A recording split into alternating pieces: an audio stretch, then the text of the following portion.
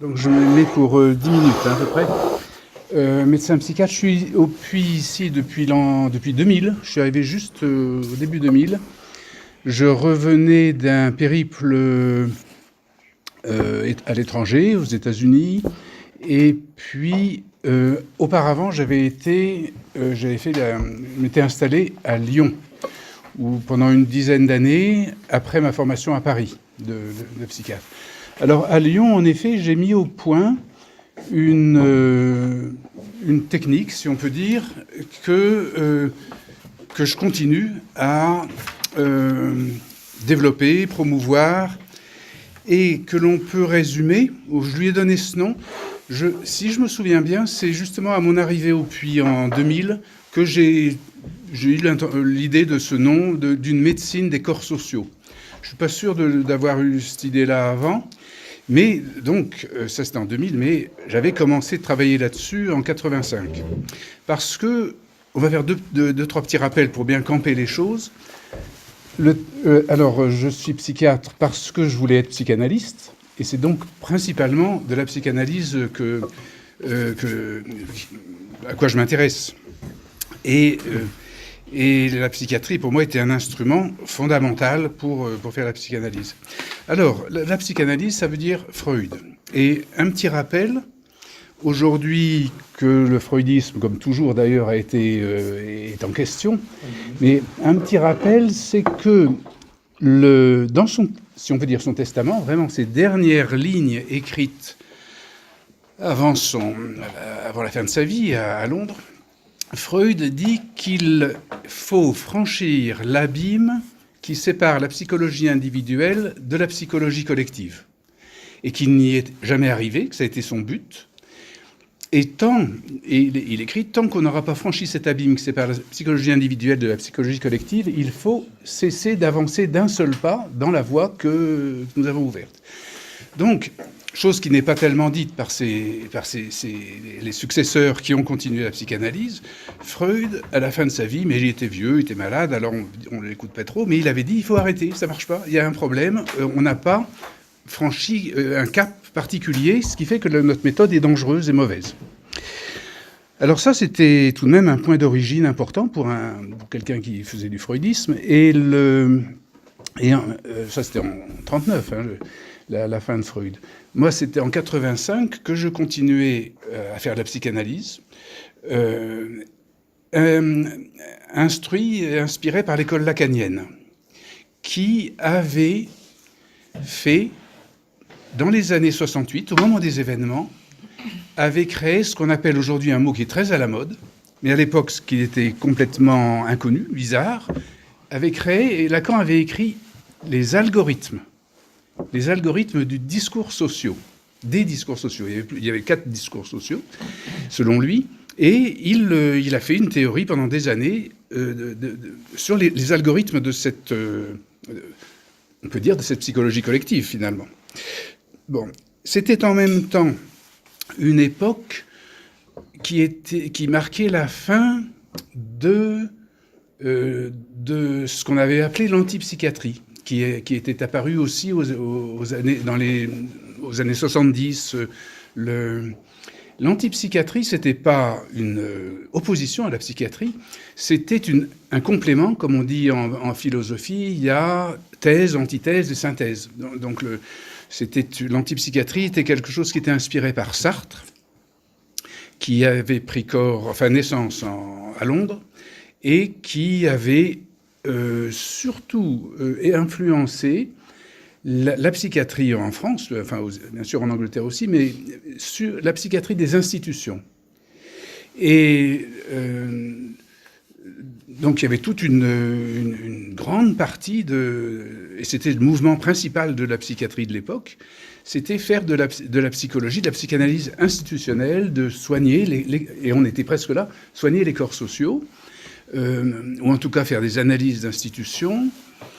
Et autant dire, et nous le savons, que ce mouvement s'est complètement éteint.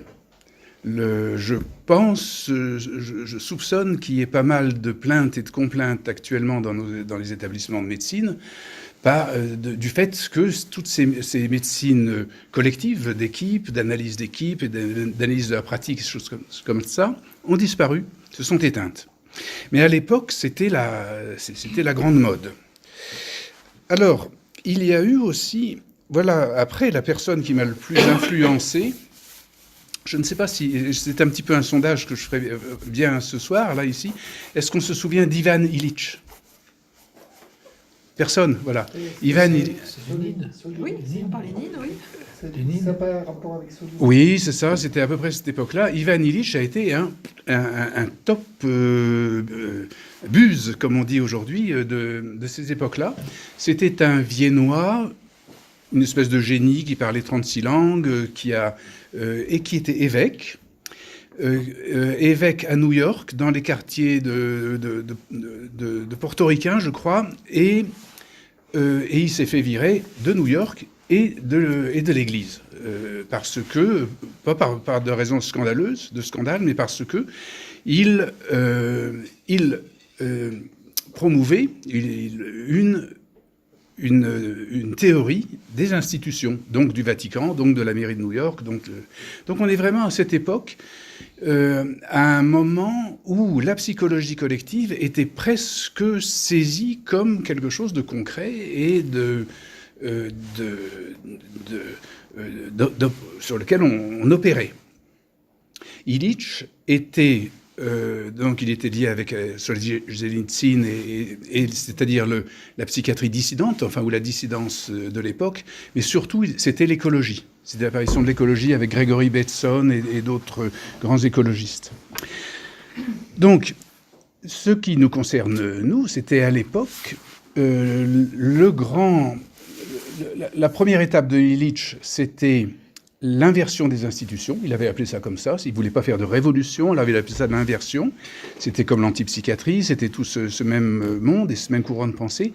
Mais surtout, sa grande œuvre a été Némésis médicale. C'est là où moi je me suis intéressé, parce qu'il parlait de la médecine. La Némésis, c'est la déesse grecque qui, si on peut dire, c'est le retour de bâton.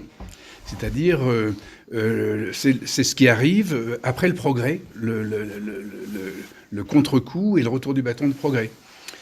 On invente une voiture qui va à 100 à l'heure, c'est l'exemple d'Illich, c'est très bien, on a fait mais quand on a 1 million de voitures, on n'avance plus du tout. Donc ça, c'est Némésis, d'après les Grecs, qui faisait cela.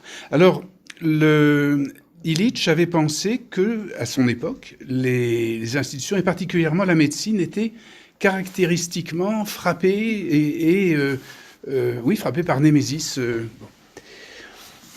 Et donc tout ça a disparu, a été oublié, et il n'est resté qu'un grand personnage, qui est décédé maintenant, donc on l'a un petit peu oublié, mais tout de même pas tellement, parce que c'était vraiment un médecin scientifique, rationaliste. Pour les psychiatres, c'était l'inventeur des neuroleptiques, et c'était Henri Laborit. Et Henri Laborit, qui était donc un des plus grands chimistes du XXe siècle, je le connaissais, je l'ai connu, avait l'intérêt, l'ambition d'être philosophe sur la base de ce qu'il appelait la cybernétique et la chimie. Et il était philosophe et sociologue, et Laborit rejetait à peu près toutes ces tentatives d'analyse des institutions en disant que c'était encore trop timide, c'était encore sujet à la némésis, mais qu'il fallait atteindre la psychologie de masse. Et que seulement c'est-à-dire en touchant l'humanité, plutôt qu'en touchant les institutions, la médecine et sa science du cerveau, de la psychiatrie, des neuroleptiques, arriveraient à faire quelque chose d'un peu éclairé et qui ne retomberait pas sans cesse dans disons une rechute, si on peut dire. Alors, je suis déjà à 10 minutes, je vais vite terminer. C'est en 85 que j'ai fait une chose singulière. Avec tout cet enseignement que j'avais, j'ai pris à la lettre le fait que des ordinateurs apparaissaient sur la Terre. Et en 85, c'était les tout premiers ordinateurs, c'était vraiment tout à fait nouveau. Donc je n'ai pu, en commençant, que le faire de manière abstraite. Et c'était à Lyon, à ce moment-là, j'étais à Lyon. Nous avons créé une association des analysants, et nous allions étudier toutes ces thèses sur les institutions, sur la masse, et ça, mais avec le facteur de ce qu'on pourrait, aujourd'hui on peut l'appeler une invasion, parce qu'il y a eu certains littérateurs qui ont parlé d'invasion. C'est assez bien prononcé, enfin le mot est assez bien choisi. Donc quelle allait être l'invasion des ordinateurs, l'invasion de la cybernétique, l'invasion et c'est-à-dire que j'ai travaillé ou j'ai raisonné sur tout ce que j'avais appris de ce que je viens de vous dire, de cet historique d'une psychologie collective, en ajoutant le fait qu'il allait y avoir un facteur qui allait être déterminant, qui allait être décisif ou très important, qui allait être les ordinateurs. Alors c'est à partir de là que j'ai commencé à voyager. On a inventé une méthode qui s'est appelée l'analyse plurielle, qui avait été déposée à l'INPI, qui avait été présentée à des comités d'éthique ou des choses comme ça. J'ai voyagé, je suis revenu avec un enseignement sur la génétique, beaucoup sur les ordinateurs, sur la cybernétique, et actuellement, je continue à développer cette analyse plurielle avec, maintenant, les ordinateurs sont là, donc on peut appliquer les formules, les algorithmes lacaniens, on peut appliquer toutes les thèses qui étaient abstraitement imaginées auparavant, peuvent devenir concrètes. Alors, je propose des algorithmes et des outils typiquement de médecine de corps sociaux, c'est-à-dire des espèces de machines à gouverner, à voter, à vivre ensemble collectivement.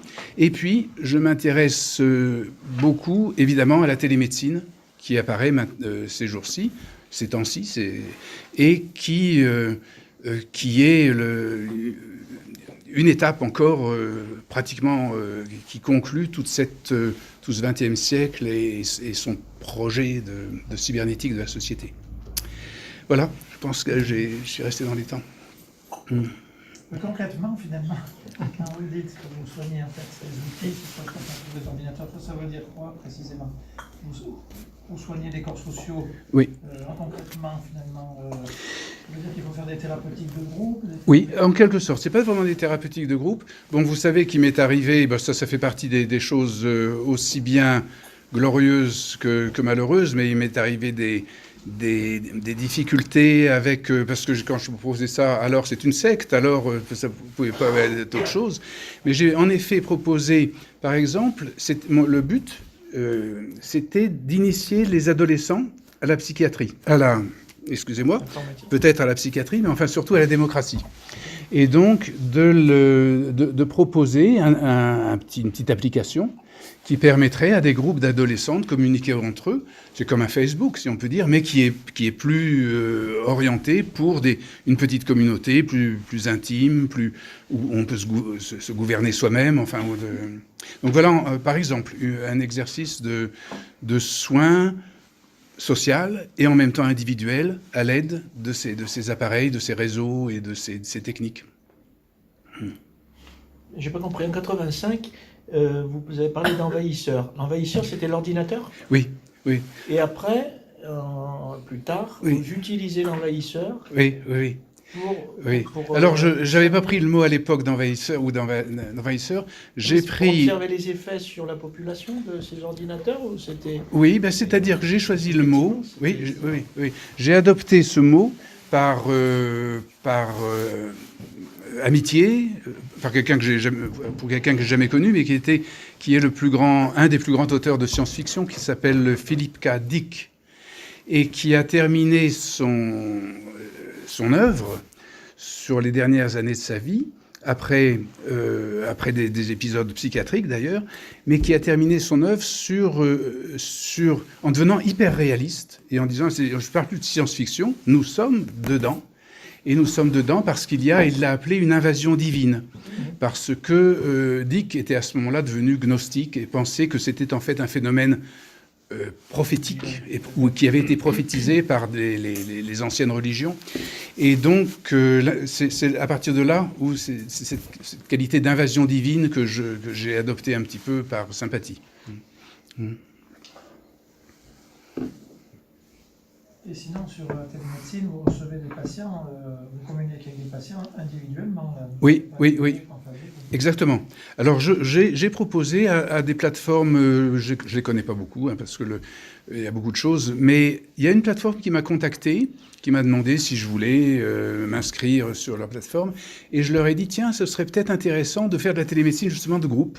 Ces analyses plurielles que je faisais en 85 dans cette petite association, où c'était la collectivité qui faisait une analyse avec l'hypothétique ordinateur. Maintenant que l'ordinateur est là, j'ai proposé de faire une télémédecine de groupe, avec donc le médecin à l'extérieur, ou ce qu'on appelle le superviseur dans les psychologies de groupe. Et bon, ça n'a pas eu d'écho, mais c'est une chose que j'aimerais faire, oui. La graine est semée. Oui. Et vous êtes équipé, vous, pour faire de la télémédecine, parce qu'il faut un équipement. Oui, c'est varié.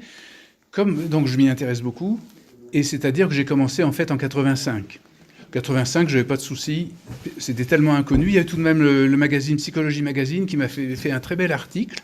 On avait appelé ça la log-analyse, et puis je commençais uniquement par téléphone. Et ensuite, donc j'étais à l'étranger, j'ai continué comme ça. À l'étranger, ça se fait beaucoup.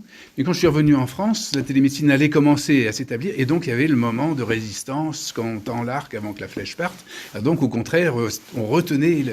Donc, je suis resté un petit peu en arrière parce que je voyais que y avait des confrères qui se faisaient...